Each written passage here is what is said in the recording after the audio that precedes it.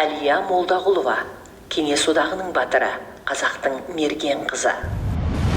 Қобда бойында туып, Невада өскен ленинградтық достары Лия деп сабақты үздік оқып, қоғамдық жұмыстарға белсене араласқаны үшін балалар оны біздің тынымсыз староста деп атайтын.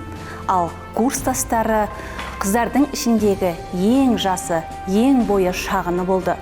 Ондай қыздарды біз карандаштар деп атайтынбыз. Өйткені траншеядан олардың винтовкаларының ұштары ғана көрінетін еді деп еске алады. Ал өзі мен қазақстандықпын, мен ленинградтықпын. Менің бауырларым соғыста, майданда соғысып жатқанда мен құр оқып, мотормен айналысып отыра алмаймын деп 17 жасында майданға аттанған қазақ қызының кім екенін сіз білесіз бе? 19 жасқа толмаған балғын балауса қызды соғысқа құлшындырған қандай мәселе деген, қандай сезім деген сауал еріксіз туады. Оның әкесі Нұрмұхаммедтің байдың тұқымы деп қудалануы, анасының ашаршылық кезінде бір картоп үшін атылып кетуі, сол кездегі саяси жүйенің әділетсіздігі, отанға деген сүйіспеншілігі оны майдан даласына жетеледі.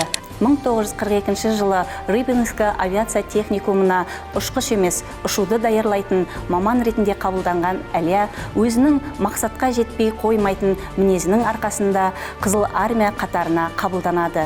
Ең алғашқы жауынгерлік тапсырмасын 1943 жылы Ленинград шайқасында көрсетеді. Ол өзінің 3 майдандасымен бірге 2 неміс офицерін тұтқынға түсіреді және 2 айдың ішінде 32 неміс офицерінің көзін жояды.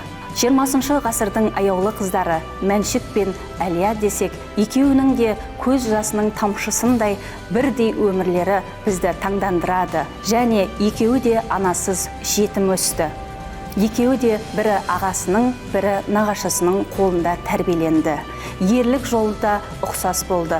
1943 жылы Мәншік Невель қаласы үшін шайқаста мерт болса, ал Әлия 1944 жылы 14 қаңтарда Казачье селосын алуда мерт болды. Екеуінің де ерлік жолы кейінгі ұрпаққа мәңгілік дастан болып жазылды.